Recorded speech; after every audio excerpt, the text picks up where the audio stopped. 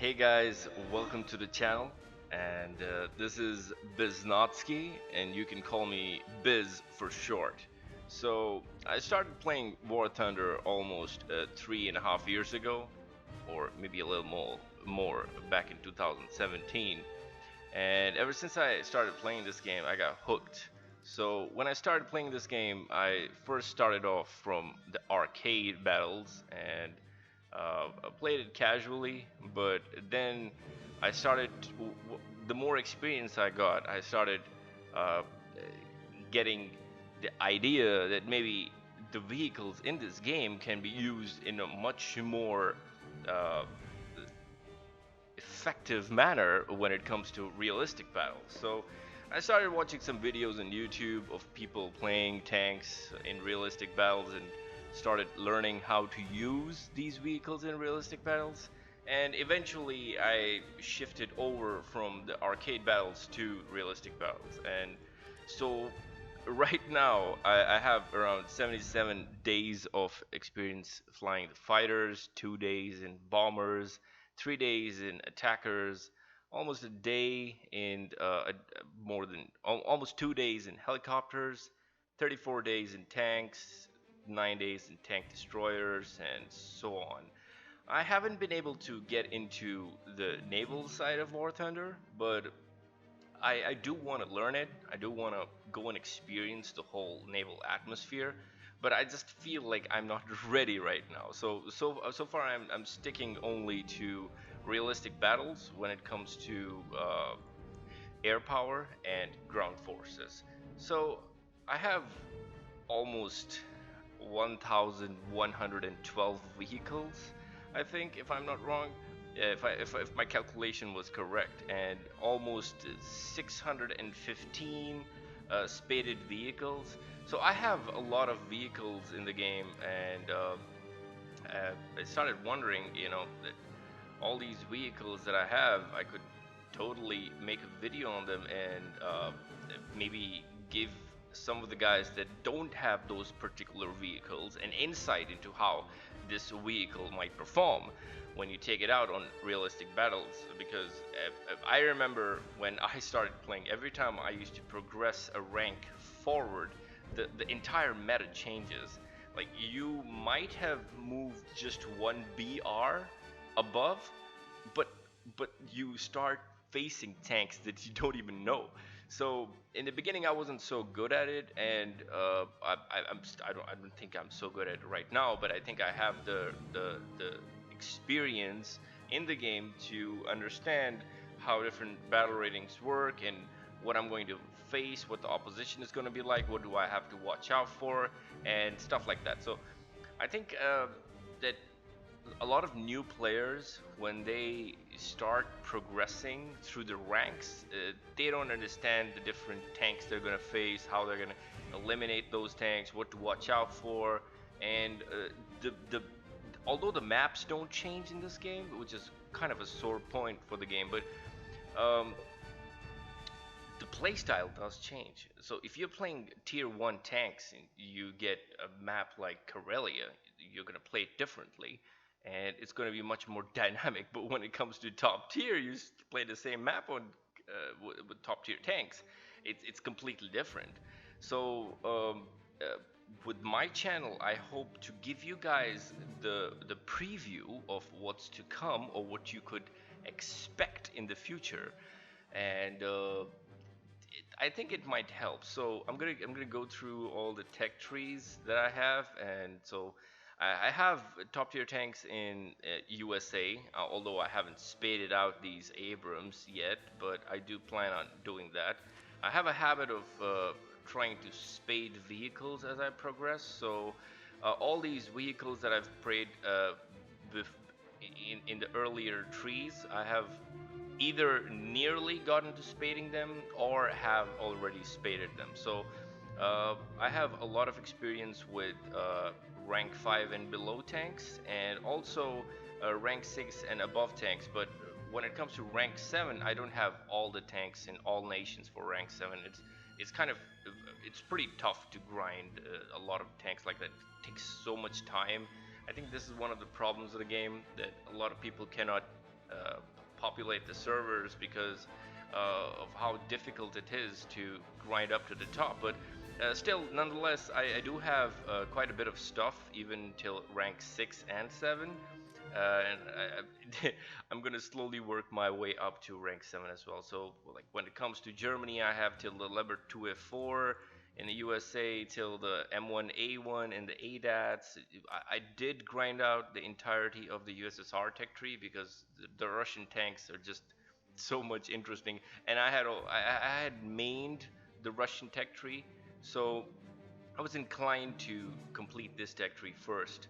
Although I cannot say that I did it all in one go. Of course, I reached till rank 5 and then moved on to Germany, USA, Great Britain, and then came back to USSR and played a little more of that in Germany. So I had been going back and forth between the nations because even though this game has a lot of variation, but the way you keep on using a certain tank and a certain BR over and over again, it does get monotonous. So I had to keep on shifting nations, and so far I've reached a level in which I have a lot of stuff, and sometimes even I get confused.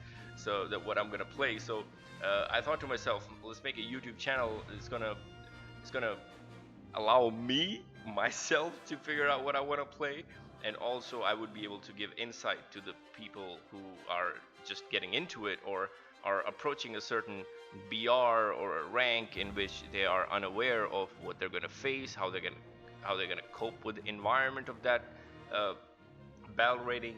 Yeah, so it's good. Let's hope that it's going to be good. It's just a start. I'm fairly new at this. There might be a lot of things I might do wrong. There might be a lot of things that I might not know about. So I'm slowly getting the hang of it all. So yeah, in the Japanese tech tree, I have till the STA3. I had neglected the Japanese tank tech tree for a long time, but I recently got back into it, and I played the Type 61. It was an absolute blast, and here it is. Yeah, it was a lot of fun. It's like a mini leopard with a really nice heat shell, but it doesn't have a stabilizer, and the reload speed isn't that good. But recently they brought out this tank, so I'm really looking forward to checking this out. When it comes to the Chinese tanks, I kind of skipped a few tanks.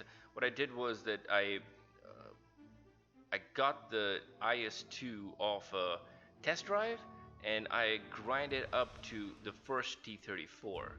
Okay, so I was lucky that I got the IS-2 from the test drive over here in Bourbon Shop.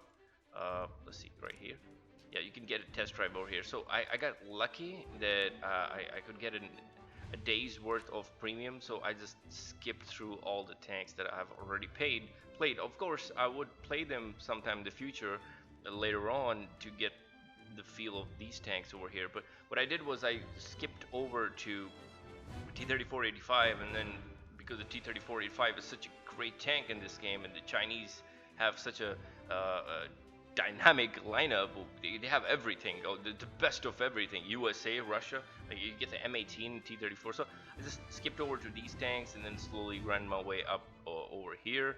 So far I'm at PDZ-89 and the ZDZ-59D1.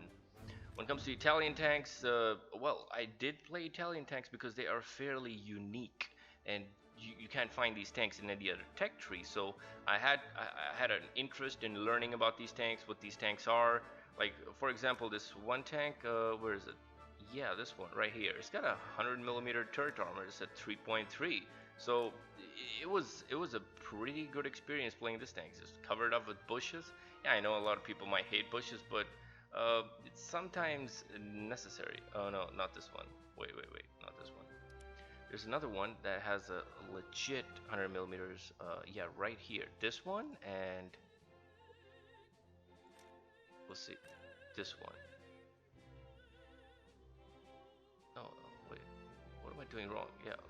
Yeah, so we have 75mm here and then 25 here. Yeah, so this one too, yeah. So these tanks were fairly interesting. The Semoventes and also the P40 right here. Yeah, so I played the Italians early on, and I really enjoyed the way these tanks play. Yeah, of course, a lot of people might say they're not meta, or they don't have a lot of strengths, or they're not as good as the Shermans, or the Russian tanks, or the British tanks, or German tanks. But the thing is, they are a unique experience, and they can give you like if you like history and if you like knowing how that my tank have actually played out or like performed, so you would totally want to experience these unique tanks. So yeah, I didn't miss Italy. I didn't neglect it like I did with Japanese. Yeah, they had unique tanks as well, but you know, it just got there's so much in this game that I got distracted from playing the Japanese. Then the French tech tree, I really like the B1 Bis, and oh my god, these tanks they just suck. Okay, they are the most horrible tanks in the entire game. Um, Russia, sorry, the French reserve tier. Oh my God, that was painful. I still have to get the DeLorean 37L. This is a new tank, fairly new tank. I have to get it, but like I said, there's so much in the game. Sometimes you just miss out. Right now, I'm at the AMX-30 B2, and I'm making my way up to the AMX-30 B2 Brenu. Uh, and it's an interesting tank. It got a new feature added to it. This honeycomb feature thingy, this can deflect ADGMs, like IR guided ADGMs. So laser guided ADGMs, not laser, I think IR, yeah, IR. So it's a IR dazzler. It kind of deflects ADGMs. It's also covered in arrows. So I'm really looking forward to getting this tank and seeing how it performs. Well, it's gonna perform the same way as an AMX-30 B2 or just a regular AMX-30 because they all don't have a stabilizer. But then again, the era is interesting, and the Dazzler is also interesting. So I haven't touched the Swedish tech tree. Yeah, it's just I've been overwhelmed with other nations, and I'm gonna soon touch on the Swedish tech tree. I've even neglected the air tree because when it comes to air, I have everything, almost everything. Well, when it comes to like the things that I actually want, I haven't tried out the Corsair 2 or the Harrier right now because I've just been busy with other things. Like I have everything in almost the Germany tech tree. The German tech tree. When it comes to the Russian tech tree, I again have almost everything. I have to try out the yaks. I just haven't gotten around to getting them and then spading them, and because um, I don't know how it works. Like right now, it's just a mess. 9.7, 10.7, 10.3.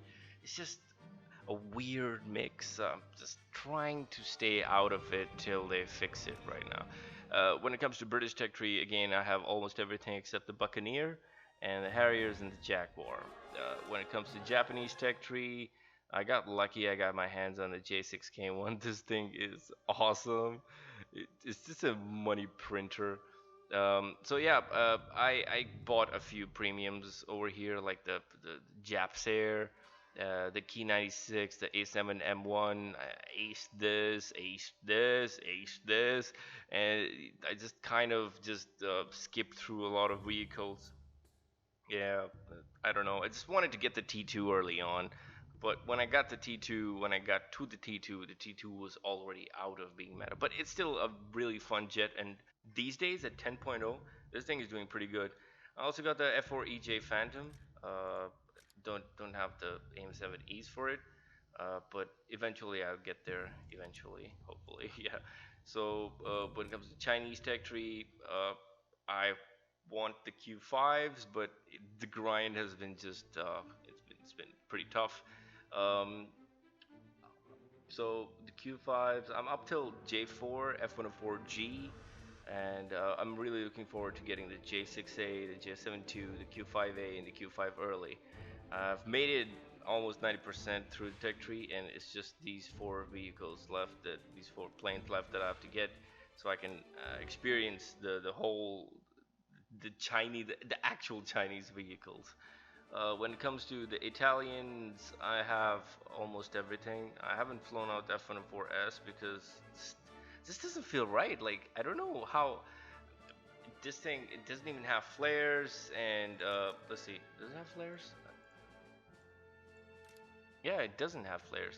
So I think the Japanese one has flares, or no, it's the German one that has flares. Yeah, this one.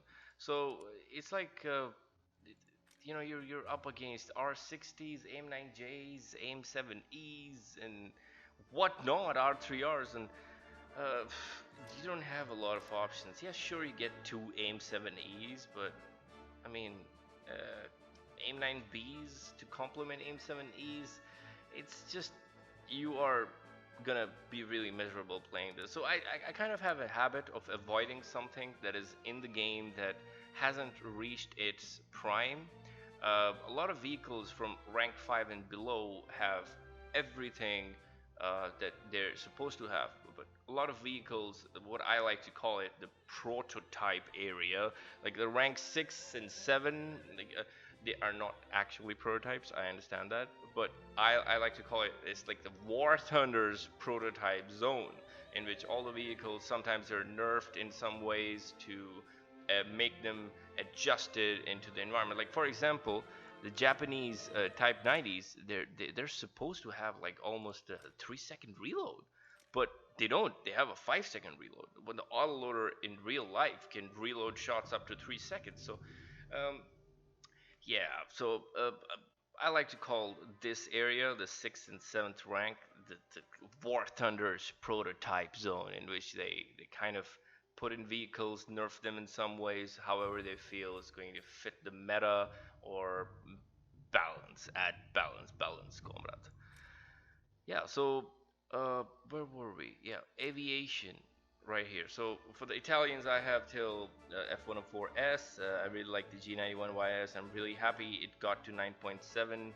And when it comes to French tech tree, I really wanted the Mirage when it came out, so I was already prepared. I'm really looking forward to the Mystere 4M as well, or 4A. Yeah, the Mystere 4A. I really hope they add it soon. I'm really looking forward to that. The French Air Force is really interesting, at least for me. Yeah. So yeah, that's all I have right now in the game, and I just wanted to give you guys like a small bit of insight into what I already have in the game, and if you guys think that you want to see something, then you guys would have a fair idea of what all I already have in the game, so you can uh, with a reference of what I have, you can ask me or suggest something, or just ask for a certain vehicle or battle rating or a combination of vehicles or stuff like that. So um, I have a fair amount of experience in Air RB, the most experience in Air RB. Uh, when it comes to props, I've played the Focke-Wulf a lot. I really enjoyed this plane. It's so good. And early on when I got it, I used to use it for CAS. So yeah, I have a lot of deaths on there as well. But yeah, who cares, man? War Thunder and stats doesn't matter at all. If someone cares about stats in War Thunder, I think they need to reassess their priorities. Okay. Anyway, so yeah, so let's see. I have a lot of you know play time in a lot of vehicles, spanning a lot of nations. So um, it got to a point where I was like, okay, gotta manage this better, because I myself sometimes get confused. How am I gonna play everything? And now they added helicopters, and like, I don't even know how to grind these things. Like they're just so insanely difficult to grind. Like I really enjoy the AH1G, but going to the helicopter event to actually play helicopters, it's kind of cringe, more than cringe. It's just unbearable. So just playing the H1G and the UH1B, I got till the UH1C, and I just don't know how I'm gonna go ahead with it. Maybe in the future I'm gonna buy the AH64 or the German helicopter. What do they have? I think they have the Bow. Yeah, they have the Bow. The Mi-24P. Yeah. So in the future, I think when I amass enough coupons or gaijin coins, I might buy these vehicles to get the full experience of this game.